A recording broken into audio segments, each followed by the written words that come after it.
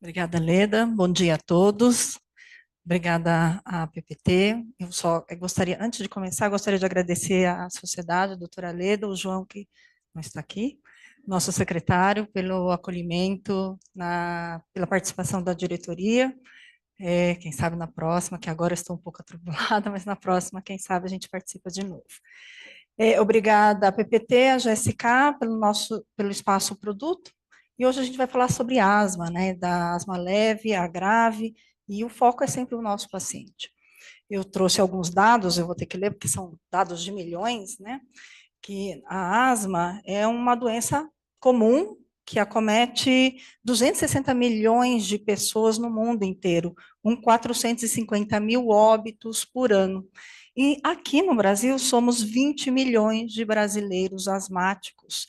E o Ministério da Saúde anunciou nessa quinta-feira que nós tivemos 12 mil óbitos nesses últimos 5 anos.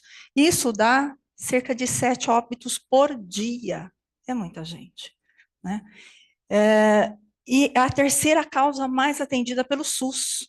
É muita gente ainda atendida. E em 2023 foram 42 milhões de procedimentos em decorrência da doença. 83 milhões de 83 mil internamentos por exacerbação de asma. Nesse ano já foram gastos 120 milhões do orçamento público da saúde.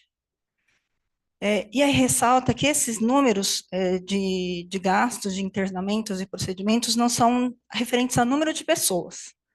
Ou seja, a mesma pessoa está sendo atendida várias vezes. Muita exacerbação da mesma pessoa. Quanto mais asma, mais asma. Quando a gente, né, fala. Quanto mais inflamação, mais processo inflamatório, mais exacerbação. E é por isso que a gente está aqui, né, fazendo a nossa aula, nossa comissão científica, orientando, falando sobre a asa, tanto na parte médica, pacientes e público leigo, né? Porque a gente tem que sair desses 10% de pacientes com controle total, somente 10%. E a gente tem que ter essa ambição de controle total em 100% dos pacientes, e por que não? Né? Essa é a nossa ambição. Então, eu vou passar a palavra para a Leda. Obrigada, Leda. Como é que a gente faz isso, né? Do paciente, a gente sabe que o paciente, desde o paciente asmático leve, a gente já tem processo inflamatório. Então, vamos discutir, porque o paciente leve e moderado também pode ter uma exacerbação fatal. Então, como é que a gente faz esse controle, Leda? Vou passar para você. A Leda, que é a professora Leda Rabelo, doutora, professora da UFTR. Obrigada. Obrigada. Esses são os conflitos de interesse da doutora Jane, esses são os meus. Eu quero começar com esse quadro, que é um quadro que fala sobre as 3 eras do tratamento da asma, né? Nós estamos entrando na 4ª era. Eu praticamente acompanhei quase todas elas, infelizmente, e quando eu comecei na pneumologia, a gente estava aqui, né? Final da década de 80, depois começo de 90, né? E onde a gente, até determinado ponto, até a década de 70, a gente não tratava a inflamação. A gente tratava só broncoconstrição. Essa foi a primeira era, onde da era da adrenalina, da broncodilatação, né? Das xantinas. E com o passar do tempo, esse processo inflamatório foi ficando mais importante e alguns anti-inflamatórios foram surgindo, entre eles a própria xantina foi usada como anti-inflamatório, principalmente na pediatria. Quando eu passei na pediatria, se usava minofilina gotas como um processo de inflamação para poupar do corticoide, e tinha realmente essa função. Na sequência, o cromoglicato, né, que surgiu, apesar de ser um anti-inflamatório muito suave, a gente usava, e depois até de forma inalada, né, uma medicação que tinha esse efeito também de anti-inflamatório, só que muito suave. Mas o que realmente pesou foi a segunda era, que foi a era dos corticoides inalados, que se descobriu que se eu associar um beta-2 de longa, eu dobro a potência desse corticoide inalado, porque se eu colocar os dois ao mesmo tempo no receptor, são drogas sinérgicas que aumentam muito a potência um do outro.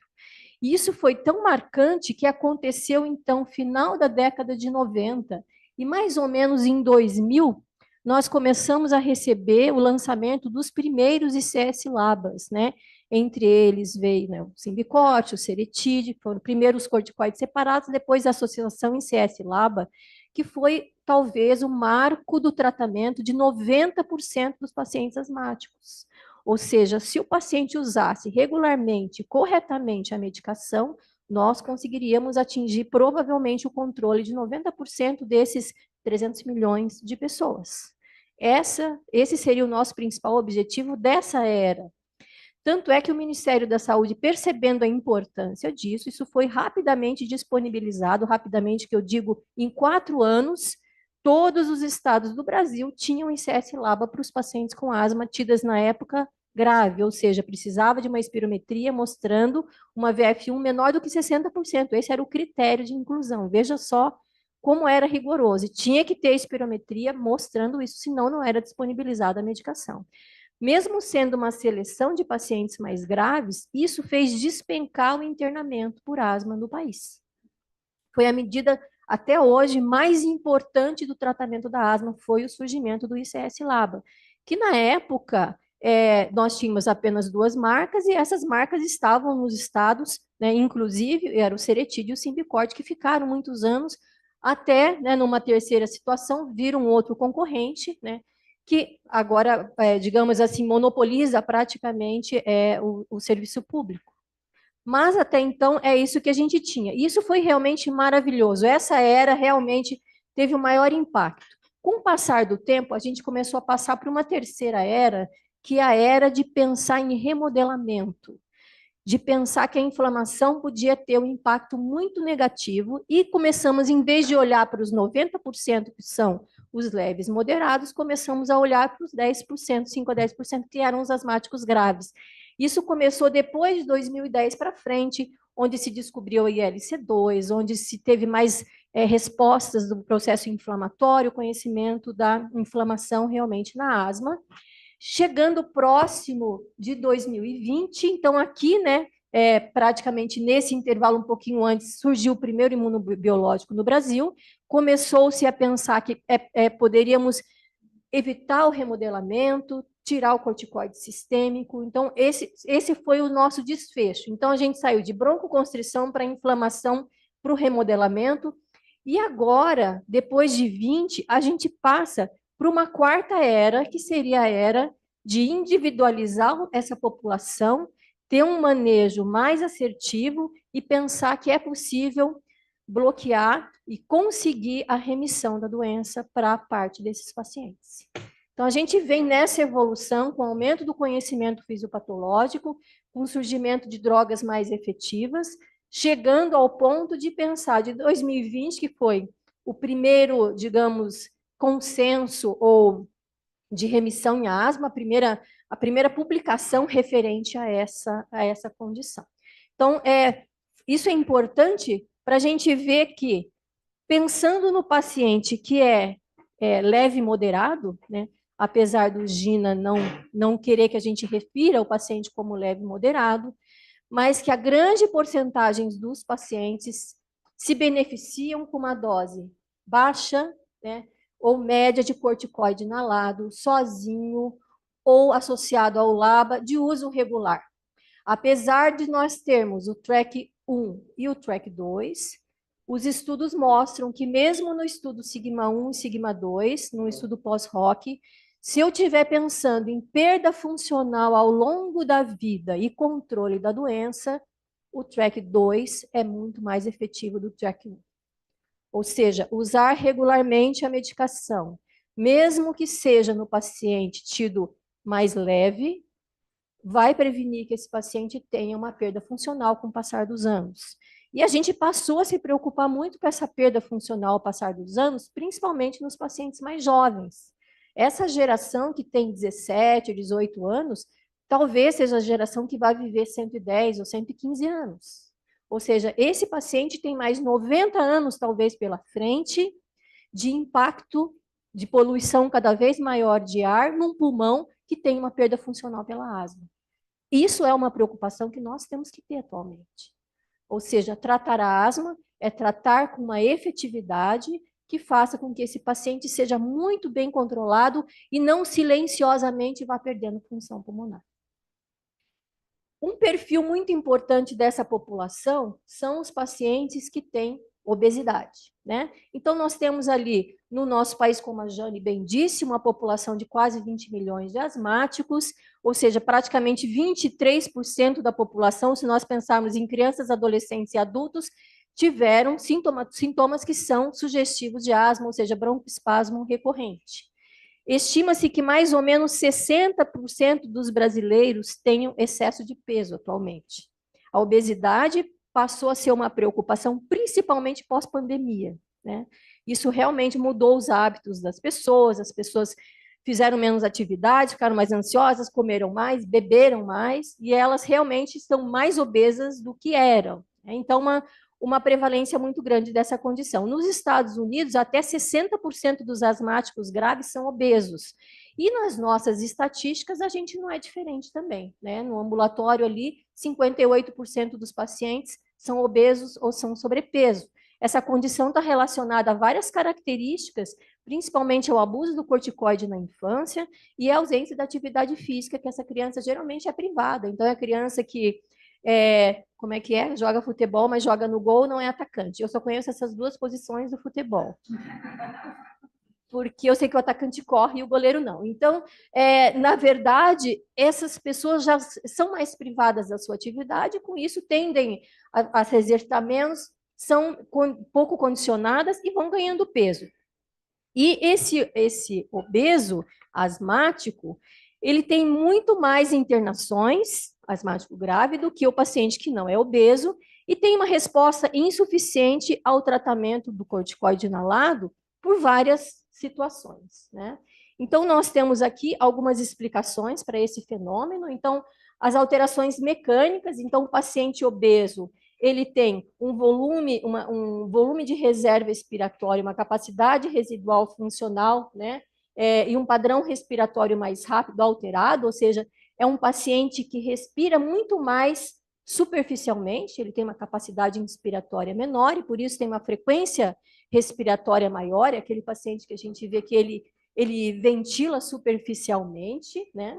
A redução do diâmetro periférico das vias aéreas no obeso é uma coisa histologicamente defendida, onde a luz já é menor e a musculatura é muito mais hiperreativa, uma musculatura muito mais intensa. Então, essas duas alterações mecânicas já fazem com que a via aérea se colabe mais fácil e ele seja muito mais hiperreativo. Tá?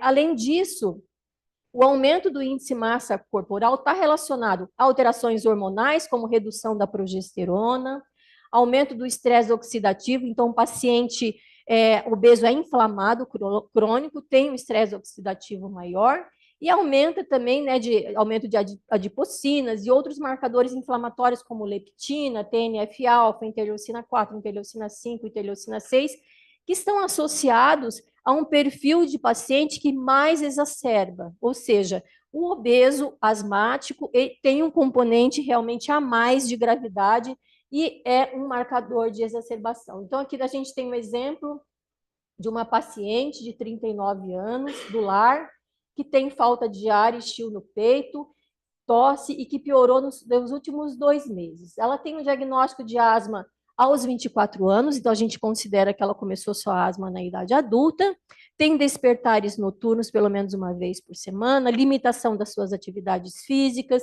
usa pelo menos 4 vezes por semana SABA, visita a emergência, teve uma no último mês e teve 3 no último ano, não é tabagista e tem um IMC de 36,6, não tem outras comorbidades. Está usando budesonida com formoterol, 6,200 2 vezes ao dia e mais SOS, tem uma VF1 de 73%, tem um ACQ alto, né? A gente considera como aí acima de 0,75, então ela não está controlada, e um ACT bem baixo, 11. É eosinofílica, que a gente considera eosinofílica que tem mais de 150 eosinófilos séricos, tem um IgE baixo e não é alérgica pelo teste do prick test. Essa paciente, então, tem situações que falam já que é uma paciente que tem maior risco de exacerbação. O fato de ser muito sintomática já é um fator que determina isso. o fato de ser obesa, o fato de ter um ACT baixo e de ter uma função pulmonar comprometida. Esses 4 critérios, e às vezes somados ao tabagismo, que ela não tem, faz com que ela tenha uma predisposição muito maior para ter exacerbação. Tá? Bom, indo para frente, a gente vê que esse estudo, que foi o estudo Master 1, ele estudou pacientes, né, 1.680 asmáticos moderados e graves que estavam usando o ICS-LABA, né? E esse estudo, na verdade, ele tentou definir quais eram as chances desse paciente exacerbar, quais eram os fatores que aumentavam essa chance de exacerbar. E a conclusão do estudo foi que só pelo fato de ser do sexo feminino, a 32 mais vezes de exacerbar, 32% a mais, ou seja, o próprio sexo feminino tem uma doença mais grave. E também a gente vê isso na estatística, a gente tem a grande maioria dos asmáticos graves são asmáticas graves, né? Ao contrário da infância, que é ao contrário, na pediatria, o paciente mais grave é do sexo masculino, isso é uma coisa totalmente conhecida. Quando chega na adolescência, isso se inverte. Então, a mulher, pela sua condição hormonal e por vários outros fatores, ela é muito mais exacerbadora. Então, só a condição do sexo já aumenta em 32% mais as chances dela exacerbar. O fato de ser fumante nem se fala, 51%. E para a função pulmonar, no estudo mostrou a média de VF1 da população estudada foi 73%. Cada 0,83% acima de 73%, cada unidade, perdão, aumentava em 0,83% a chance desse paciente exacerbar. Ou seja, quanto mais baixa a VF1, né, do paciente, abaixo de 73%, maior a chance dele exacerbar.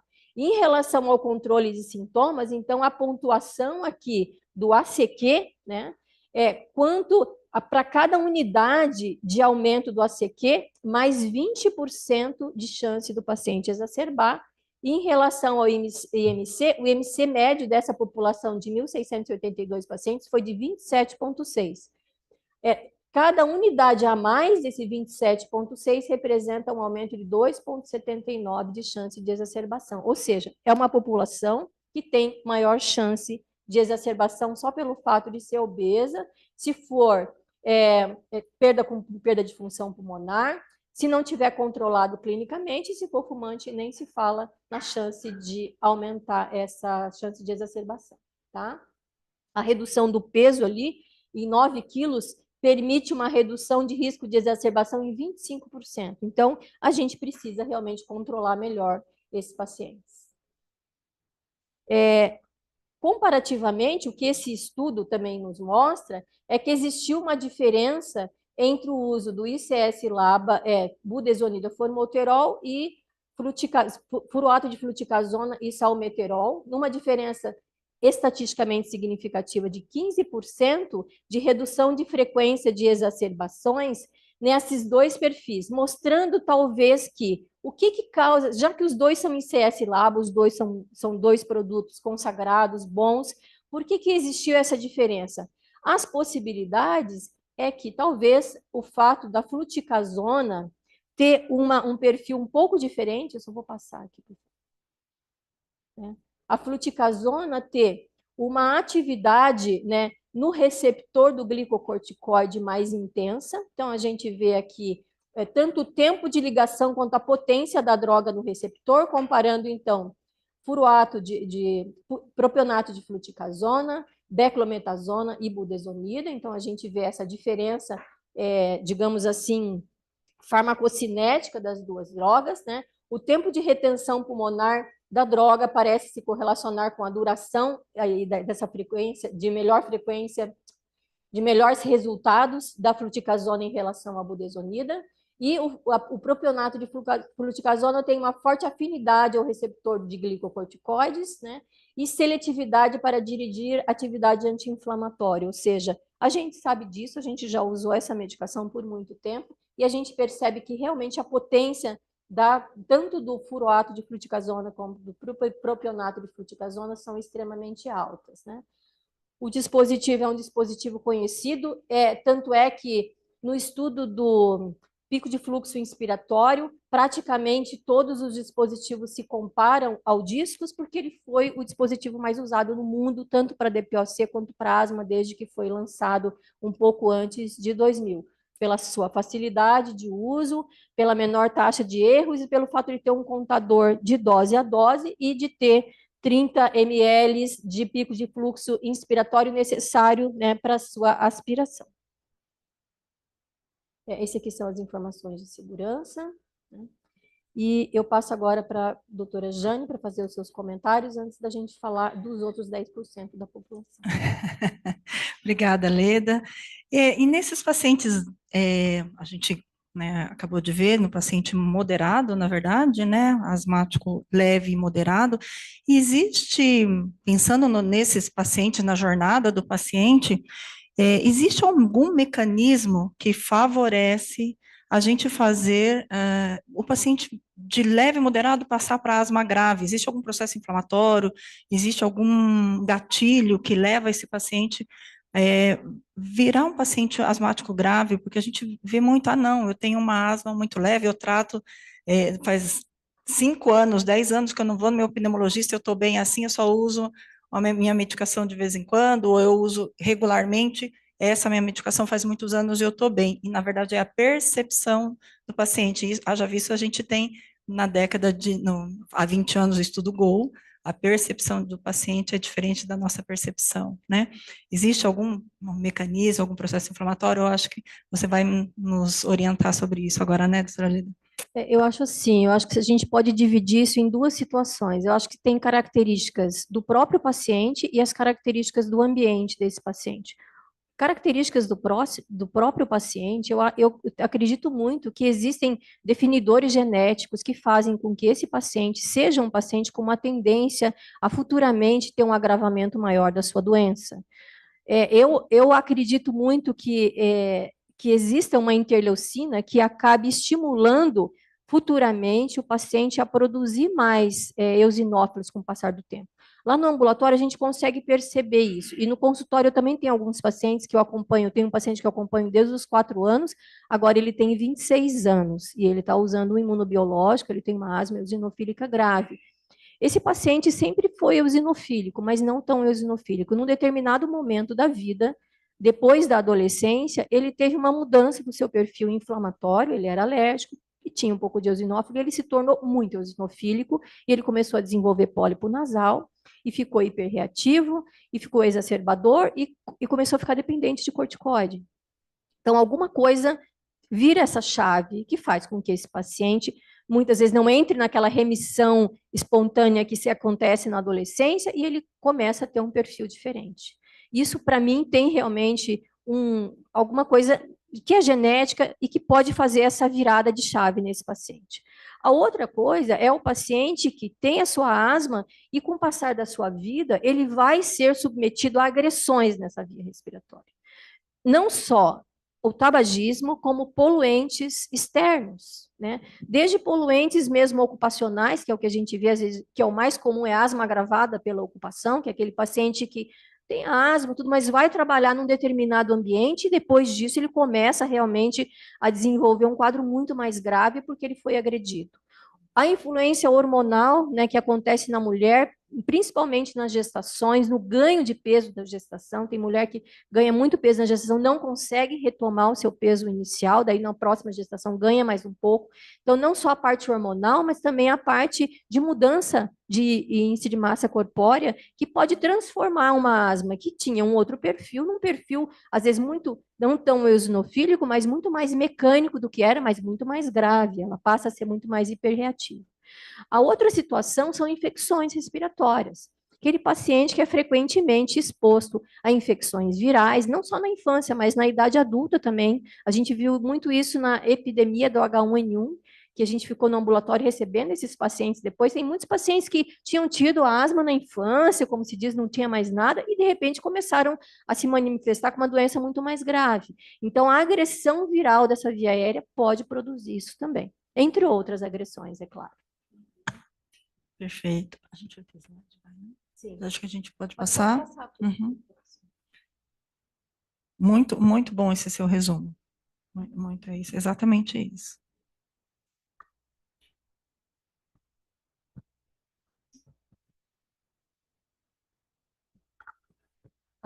A gente vai falar agora daqueles 5 a 10%, 3 a 10% de pacientes que não resolvemos no passo 4.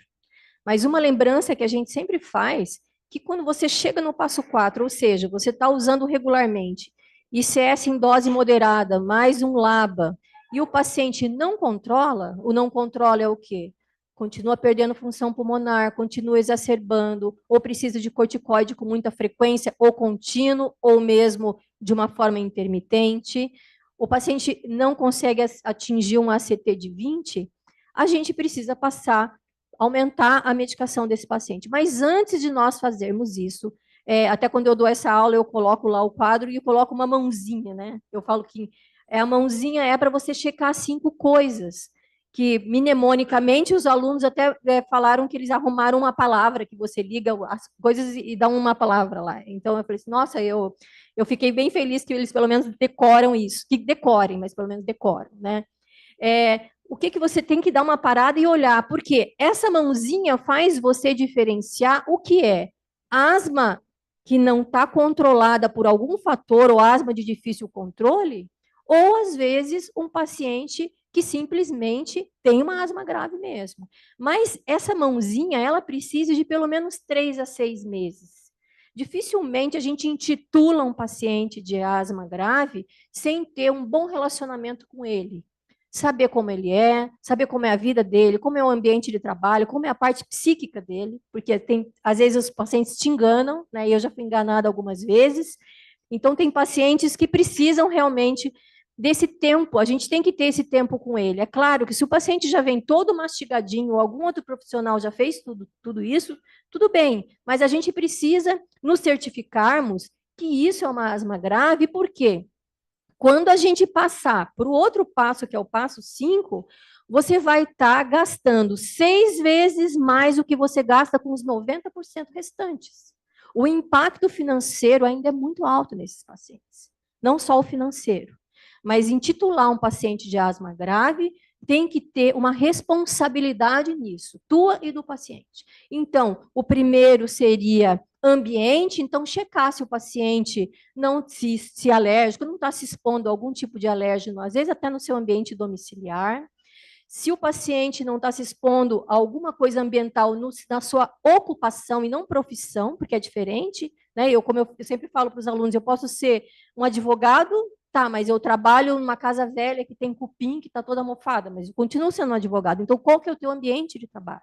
Então, primeiro, checar o ambiente. Segundo, medicações que atrapalham a doença, como, por exemplo, beta-bloqueadores, que às vezes estão sendo usados para alterações outras, como arritmias, tremor essencial, prevenção de enxaqueca, glaucoma, que é o timolol, é um potente beta-bloqueador e ele é aspirado. Né?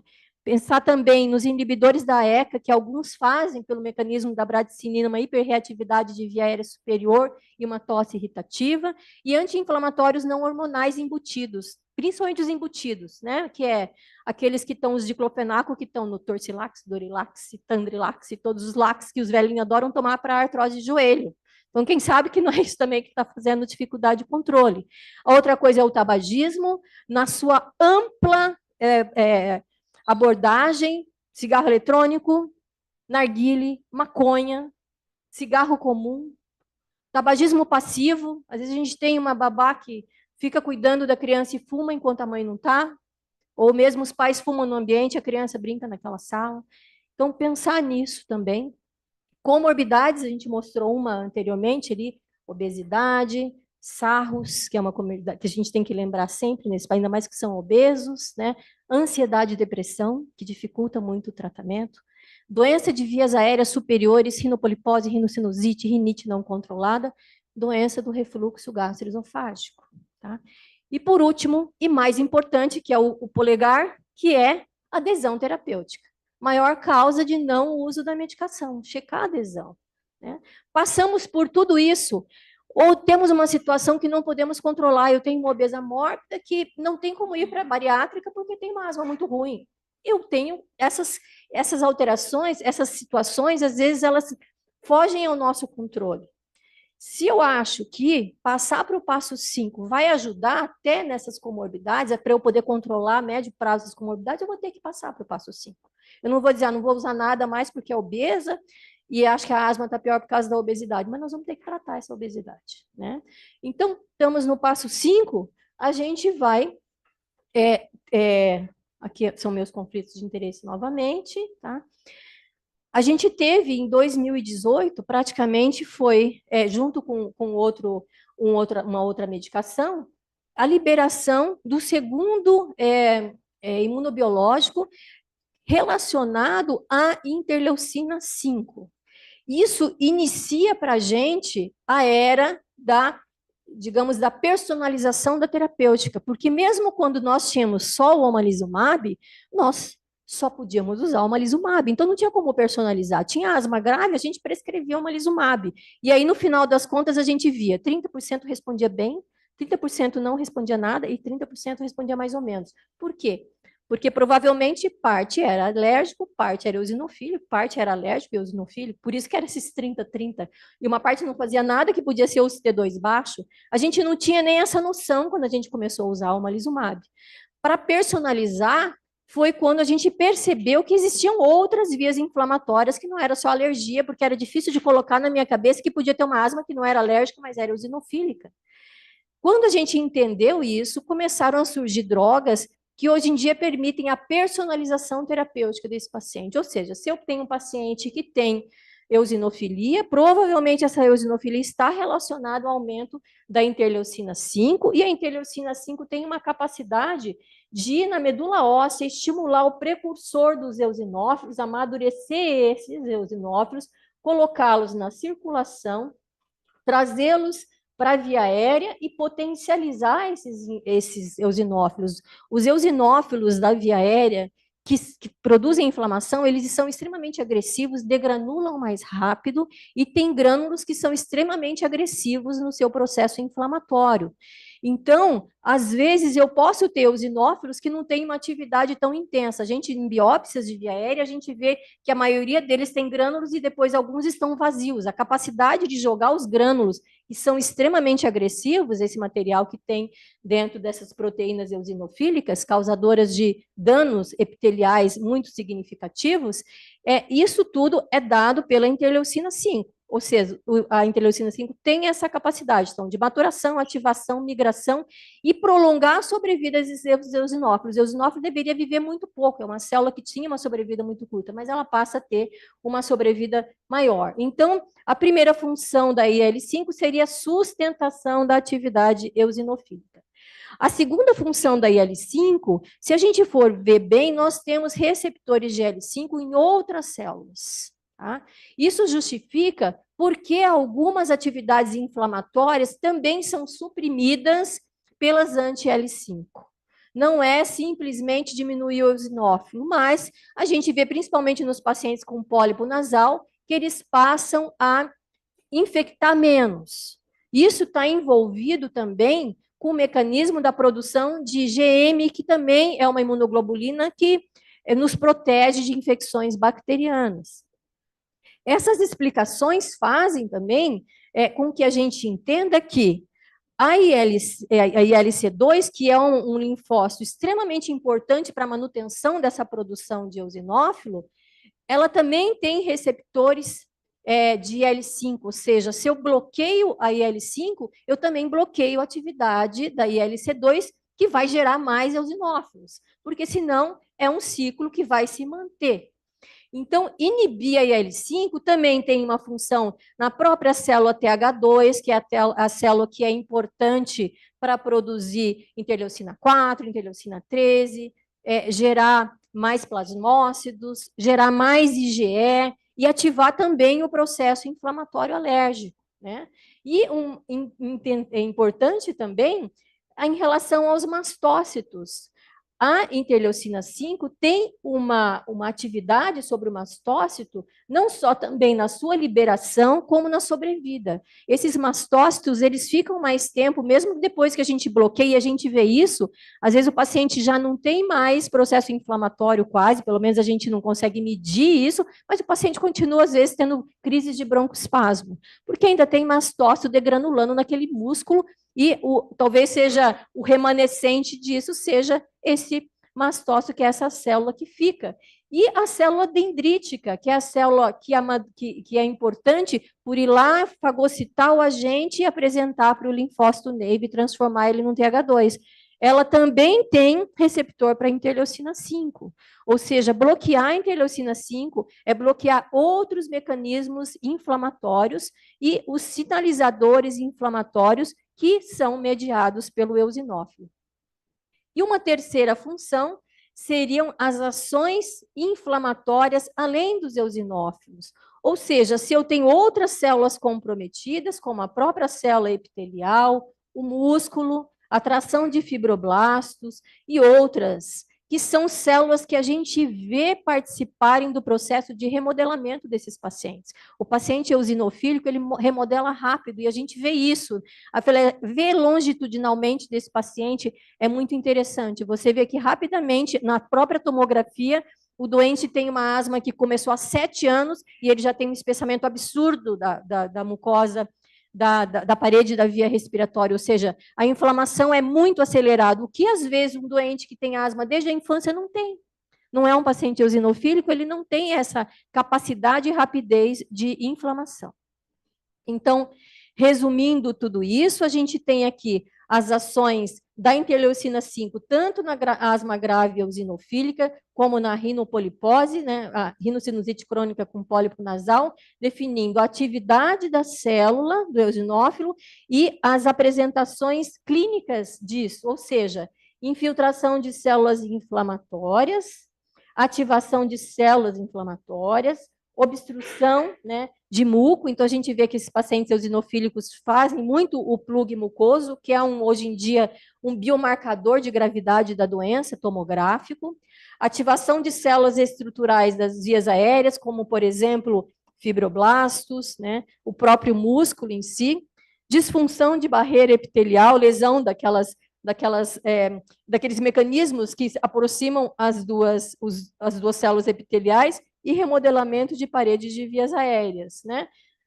Responsáveis, então, por exacerbação, o eosinofílico é mais exacerbador, o uso do corticoide oral, que tanto fora da exacerbação de forma contínua como na exacerbação, muito sintomáticos, a maioria deles o são, com uma função pulmonar que se perde rapidamente e com uma qualidade de vida bem comprometida, e a recorrência do pólipo nasal. Isso é uma coisa também bem interessante, que quando você avalia o paciente que tem uma eosinofilia muito acentuada, ele fala assim, ai, doutor, eu operei dos pólipos, 3 meses depois estava tudo congestionado de novo. Até os otorrinos brincam, falam que a recorrência do pólipo acontece na repai.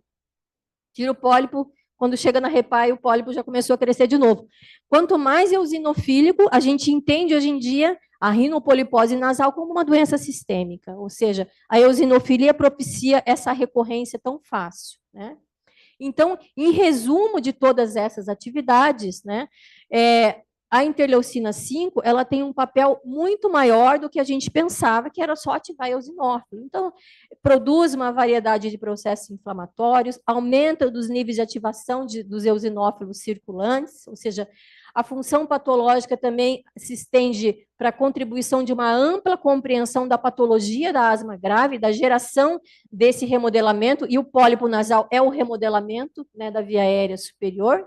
E o papel da interleucina 5 na inflamação oferece uma explicação para o benefício clínico observado nas terapias anti-IL-5, não só de redução de frequência de exacerbações. Nós temos aqui um conjunto dos estudos clínicos, né, do mepolizumab, do Nucala, né? Os estudos clínicos, eles começaram bem antes do seu lançamento, em 2018, então é uma medicação que está sendo estudada desde 2006, então tem praticamente aí 20 anos de estudo, num conjunto tanto dos estudos pré e pós, né, lançamento do produto. Então, nós temos hoje em dia, um grupo de estudos clínicos que já somam 6,4 anos, isso dá muita segurança para a medicação, e o paciente nos questiona isso, você vai usar o medicamento, mas realmente tem uma importância grande, e a gente vai falar sobre o uso da medicação de uma forma oportuna, ou seja, por que, que a gente pode pensar em atingir, depois de 2020, a remissão, que seria ali a quarta era do tratamento da asma. O que, que nos faz pensar nisso? O que, que faz a gente pensar que, em algum momento, a gente vai conseguir reduzir dose de medicação e o paciente ficar bem clinicamente? E até no artigo que a gente vai conversar a seguir, ele fala em quinta era, né? Que seria aí a era da remissão sem medicação, ou seja, a cura, quem sabe, né? Eu vou falar rapidamente sobre o estudo REDES, né? E a análise pós-hoc desse estudo. Foi um estudo feito na Espanha, com 260 pacientes com asma grave que usaram mepolizumab por 12 meses. E em 24 centros, né, de atendimento, todos espanhóis de asma grave. E depois, esse estudo foi apresentado num pôster no IAS em 22, e, na sequência, foi feito um artigo de análise dessa população. Até eu tomei a liberdade de colocar a foto do artigo, que foi publicado ano passado, que participa aqui o doutor Emílio Pizzichini, que foi residente do Hospital de Clínicas, na época do doutor Rodney, ele e a esposa, né? Junto com figuras como Ian Pavor, né? Christian Domingo, que talvez seria o espanhol que mais estuda asma grave, né? Robert Price, que é um inglês famosíssimo, e o Guy Brusselli, né, que está envolvido aí em pesquisa clínica há muitos anos. Então, assim, a gente fica... E o Dr. Chup, né, que é ali dos Estados Unidos, eu não me lembro de qual estado que ele é. E o de um japonês também, que está sempre... né, de Tóquio, que está sempre envolvido com asma grave. Então, pessoas que são figuras internacionais da asma, e está ali o doutor Emílio nesse estudo. E o que, que eu achei interessante ali no estudo? Eles acharam que praticamente aqui 96 pacientes desse grupo atingiram pelo menos 3 componentes do que a gente chama de remissão clínica, né? E 164 não atingiram.